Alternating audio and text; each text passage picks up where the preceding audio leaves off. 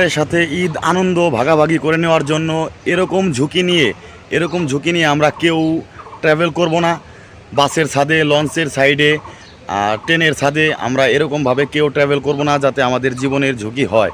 আসলে আমাদের তো বাড়িতে আপনার একটা ভুল পদক্ষেপ কেড়ে নেবে আপনার প্রাণ, কিন্তু আপনার পরিবারে যারা থাকবে তাদের পরিস্থিতিটা কি হতে পারে, এই জিনিসটা চিন্তা করে আমরা অবশ্যই কিন্তু সকলেই ঈদ যাত্রায় বাড়িতে ফেরার জন্য একটু দেরি হলেও সুস্থ এবং সবলভাবে যেন সবাই যার যার গন্তব্যে পৌঁছাতে পারি, সেই জন্য চেষ্টা করতে হবে।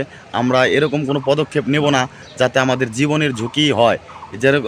যেমন এই সদরঘাটে এই বাবা ছেলে এরা কিন্তু জীবনের ঝুঁকি নিয়েই লঞ্চে ওঠার জন্য ছোট একটা ডিঙি নৌকায় তারা লঞ্চের ওইখানে গিয়েছিল। পরবর্তীতে 2টা লঞ্চের চাপায় কিন্তু একই পরিবারের বাবা ছেলে সহ 2জন নিহত আর একটা মহিলা হতো। তো আমরা এরকম হৃদয় বিদয়কর ঘটনা সামনাসামনি হতে চাই না। আমরা চাই এই ঈদে যেন সকল ধর্মপ্রাণ মুসলমান যার যার গন্তব্যে সহি সালামতে যার যার মার কোলে সে যেন ফিরে যেতে পারে, এটাই আমাদের কাম্য। তো আমরা এরকম করে ঝুঁকি নিয়ে বাড়িতে ফেরার চেষ্টা করব না। ইনশাল্লাহ আমরা সকলে যার যার নিরাপত্তার দিকে তাকিয়ে পরিবারের কথা চিন্তা করে একটু দেরিতে হলেও ভালো মতো বাড়িতে যাওয়ার চেষ্টা করব।